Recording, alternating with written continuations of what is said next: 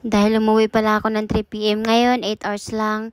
Dumaan pala ako sa grocery para maghanap ng isdang dorada para gawing sinigang. Dahil malamig na po dito sa Poland ngayon, kailangan po ng sabaw na mainit. Dahil nakasakay naman ako at pupunta sila sa grocery, nakikisabay na rin ako. Dahil ako naman ang unang umuwi, wala na akong choice. Ako pa rin magluluto ng ulam po tomorrow. May ulam pa naman kami, pero kailangan may sabaw kasi nga dahil malamig. Mag-i-start na pala ako ng magluto dyan. Hindi ko pala alam kung lalagyan ba ng luya ang sinigang. Pero hindi dorada pa yung nakita ko kasi wala namang available doon sa grocery. Ibang isda na lang. Mahalaga po ay may sabaw. Yung talong, hindi ko rin alam kung paano hiwain. Basta ko na lang hiniwa at nilagyan ko ng luya. Kahit anong hiwa na lang at saka pinaghalo ko na rin yung gulay. Yung zucchini, spinach, saka talong. Mag-isa lang pala ako dito sa bahay ngayon kasi ako lang 8 hours.